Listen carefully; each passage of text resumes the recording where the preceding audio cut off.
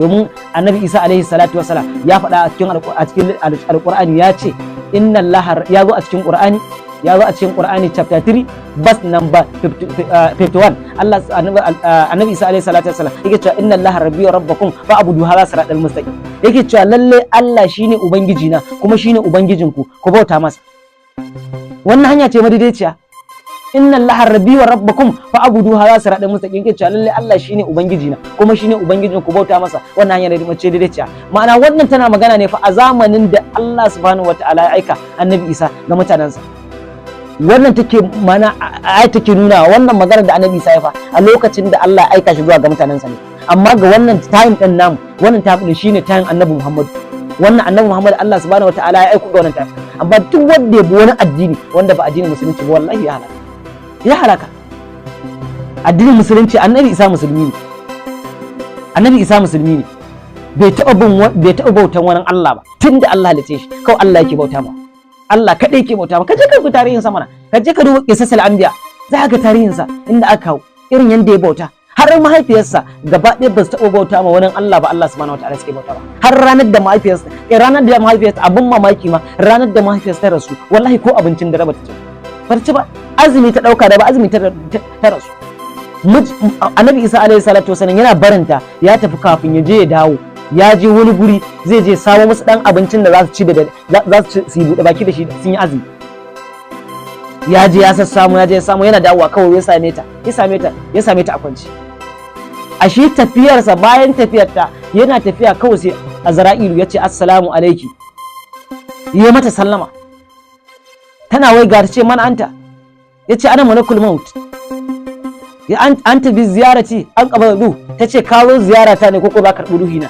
Ya ce la, ya ce ya zo mata ziyarar, ya zo karɓi ruhinta ne. Tana buɗe baki na Maryam, ta ce ba za ka yi haƙuri ba, ka ɗan jinkirta mu har zuwa mana ƙuratul aini ya zo, ma'ana sanya ido na ya zo. Annabi Isa alaihi salatu wasallam ya ce mata ai ni ban karɓi wannan izinin ba, ya ce ba zai tsaya ba. Ta yi mai magiyar duniya. Annabi mana mala'ika Azra'ilu bai tsaya ba, bai saurara ba. Ya yi magana, ta yi magana, ta faɗa ya faɗa, amma mala'ika Azra'ilu bai saurara mata. Lokacin da ya karɓi ruhin nan nata, yana karɓi ruhin nan nata, annabi ma'ana mala'ika Azra'ilu ya kama hanya ta. Bayan ya tafi, annabi Isa alaihi salatu wasallam ya dawo. Yana dawowa, da ya dawo ya zo ya sallama, da ya sallama ya mata sallama, yana mata sallama ya ce mama tashi ga abinci na kawo. Dan abincin za su taba, dama mun san shi baya girki. Annabi Isa baya da gida, baya da mata, bai taba aure ba. Nana Maryam ma ƙarya ne, ba ta taba aure ba. Wannan kawai Allah subhanahu wataala ya bata shi ne kawai da cikin ikonsa, amma ba ta taba aure ba. Ka je ka duba a cikin yaro, a cikin littattafai da dama in ka duba za ka da qisasul anbiya, ka je ka duba cikin tafasirai, tafsir da dama, tafsir Ibn Abbas, tafsir Ibn Kasir, tafsir Ibn Kandun, duk tafsirai ga sanan tafsirai da dama in ka duba irin su ga sanan tafsirai ma ba za su abun nan ba, irin su Fati Qurrataki, duk ga sanan tafsirai sun zo da dama, ba taɓa yin aure ba. Ka je ka duba kissar suratul Ali Imran, za ka ga tarihin ta ba taɓa aure ba. Shikenan tana nan, Annabi Isa ya ce tashi ki ci abinci. Lokacin buɗe baki ya zo ya daɗa ta, kawai sai ya ga kamar bacci take, ya kyale ta.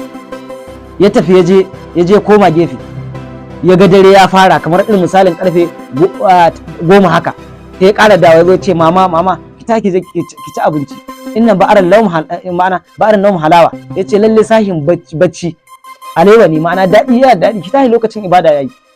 Ya ji shiru, ya ƙara ya ji shiru. Wallahi mala'iku da duwatsun gurin da mala'iku suka kama kuka, mala'iku suka ta kuka. Allah subhanahu wataala ya ce me kuke muku? Suka ce suna tausayin wannan abin da ya faru. Daga nan Allah subhanahu wataala ya ce ya fi tausayi, ya ga musu. Sai wannan a nan gurin Allah subhanahu wataala ya yi wa dutse ne wahayi, ya sanar da Annabi Isa mara rasuwarta. Daga nan Annabi Isa ya kama kuka, yana ta hawaye suka dinga zuba shar ga Annabi Isa alaihi salatu wasalam. Yana zuwa ya tafi wani ƙauye a kusa da kan dutse ne dama suke. Ya tafi wani ƙauye, yana zuwa ƙauyen nan ya ce mata mahaifiyarsa ta rasu, zo su taimaka mata mai abin ne ta. Suka ce a ina, suka ce a daidai dutse kaza ne, a guri kaza ne. Mutane suka ce kai, suka ce suka ce bana shekara 300 wannan din mu kakannin mu shekara 300 ba sa zuwa gurin, suka ce ba su je, suka ki zuwa, suka dawo. Da suka dawo, bayan sun dawo, suna dawowa shikenan ya dawo, yarsa yanda zai dawo shi kadai ya dawo, mutane sun yi taimaka masa. Yana dawowa, da ya dawo, bayan ya dawo ya zo sa kawai na zuwa kawai sa mutum biyu a gurin a tsaye. Da ya same su yana ce man antum, ya ce su waye ku? Ɗaya ya ce ana mala'ika Jibril, ɗaya ya ce ana mala'ika Mika'il. To da mala'ika Jibrilu da mala'ika Mika'ilu su suka zo wajen jana'izar.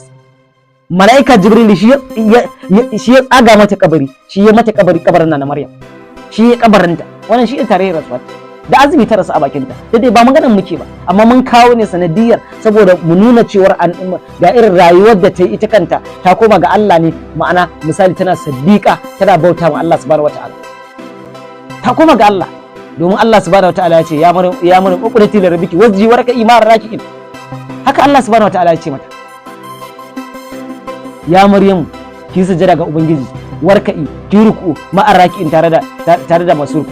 Za mu ga cewa magana ce Allah subhanahu wataala. Allah subhanahu wataala yake cewa inna la tafiki wa taharaki wa tafiki ala nisari alami. Haka Allah subhanahu wataala ya ce mata. Za mu ga cewa ta siddiqa ce na Maryam alayhi salam. Domin Allah subhanahu wataala inna la tafaha, Allah ne zabe ta wa karramaha, ya mata karamci, wa faddalaha alal alamin, kuma ya ɗaukaka ta daga cikin wannan, ya mata fifiko da falalar sauransu a cikin halittunsa, a cikin sauran mata minan nisa, daga cikin mata. To za mu ga cewar annabi Isa alaihi salatu wassalam ba Allah bane ko ba dan Allah bane, mana bawa ne na Allah, ya daga cikin dai manyan bayan Allah subhanahu wataala. Domin ya zo a cikin alqur'ani chapter 19 verse number 35, Allah yake cewa annabi Isa Allah subhanahu wataala yake cewa ma kana la an yataki min walidin subhana idza qari amran fa inna ma yaqulu kun fa, mana bai kamata Allah ya rike tsaba yayin da zai halicci, mana idza qari amran da zai wani hukunci, zai kaddar wani abu, zai ce kun fa yakunu kuma ya kasance. Ya rike da Allah subhanahu wataala bai rike da ba, annabi Isa ba dan Allah bane. Wai tsaya, za mu zo kan ma magana nan, za mu ƙara zuwa kan magana nan. Annabi Isa ba dan Allah bane. Sannan kuma annabi Isa alaihi salatu wasalam yake cewa, ma'ana inda yake cewa inna Allah rabbi wa rabbakum fa abudu ala siratin mustaqim, yake cewa Allah shine ubangiji na kuma shine ubangijin ku bauta masa wannan halin yace madalica. Za mu ga ya ƙara bayyana a nan gurin. Ga kuma inda yake cewa qala inni abdullah atani alkitaba waj'alni nabiyya waj'alni mubaraka, yake cewa qala inni abdullah atani alkitaba waj'alni nabiyya, yake cewa Allah shine ubangiji. A farko yake cewa qala inni abdullah, yake cewa shi bawan Allah ne. Baje fa, yake cewa shi bawan Allah ne fa. Yake cewa shi bawan Allah ne. To za a kira da Allah dan Allah kuma, ko kuma a ce masa Allah ne. Ta yaya za a yi haka? Gashi nan annabi Isa da yake cewa shi bawan Allah ne. Atani alkitaba, yake cewa Allah ya zo masa da littafi, ma'ana ya bashi littafi. Waj'alni nabiyya, kuma Allah ya sa shi annabi, ya bashi annabta. Allah is my Lord and your Lord. Haka? You're servant of God. You're servant of Allah. Allah created him. Like prophet Adam, prophet Moses, Allah duka Allah ne halice su. Domin annabi Isa alaihi salatu wasallam ba Allah bane. Ba Allah bane, bawa ne na Allah. Yake cewa qala inni abdullah atani kitaba waj'alni nabiyya, yake cewa waj'alni mubaraka ne ma kuntu, yake cewa Allah ya sa shi ne albarka da inda ya kasance. Chapter 19 verse number 31 kenan.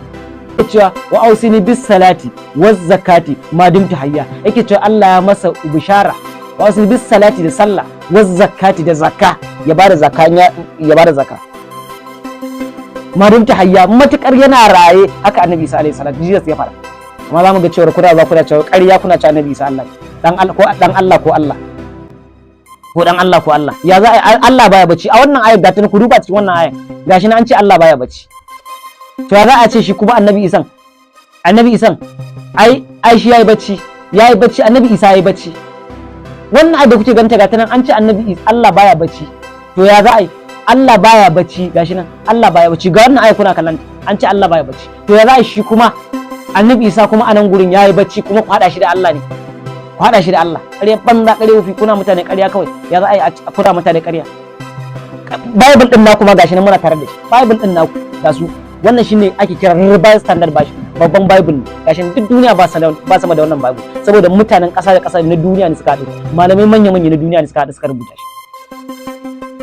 wannan bible din shine babban bible na duniya, shine na duniya, ya dade rubuta tsohon bible ne, ya dade wannan littafin da yake ganin sa. Ku zo ku ce mana annabi Isa mana Allah ne ko dan Allah ne, ta yaya zai tabbata? Gashi nake cewa ausini bis salati waz zakati ma dumta hayya, yake cewa Allah ya masa mana wa ausini bis salati, Allah masa wasiya da sallah, waz zakati da zakka ma dumta hayya, da kuma mutukar yara rayi. Ma za ku ci ta za ku zo ku ci haka, kuna hawa da kan hankalin mutane kiristoci yan uwan. Yasa muna kiristoci muna ba shawara ku ringa ilimi, ku ringa neman, ku ringa karanta bible tun daga farko ƙarshe, ku daina bari sai dan tsakuro muku ƙarya suke yi kawai, ƙarya suke yi. Duk mutumin da ya buɗe baki ya ce wai annabi Isa Allah ne, makareci ne, kowa ya shi, ko ya ce annabi Isa Allah ne, ƙarya yake.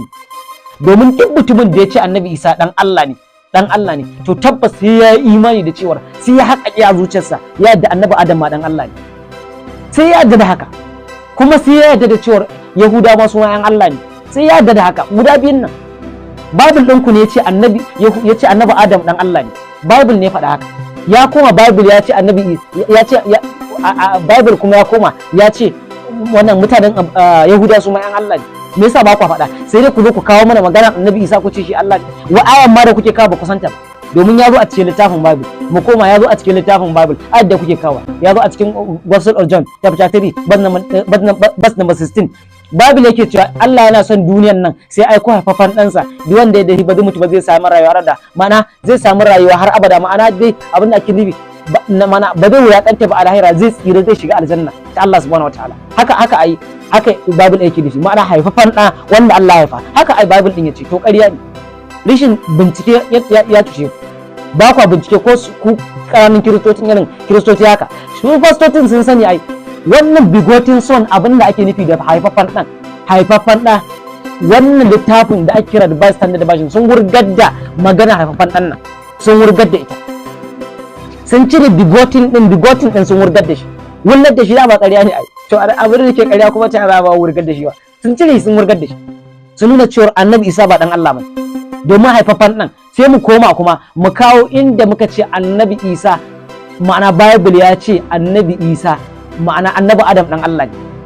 Mu je cikin littafin Bible. A Bible ne faɗa, ba ni na faɗa ba, kar ku kareta ni. Bible ɗinku ne, zan kawo muku reference da aya sai ku je ku duba ku gani. Bible ne ce annabi Adam dan Allah ne. Bible ne, ba ruwana.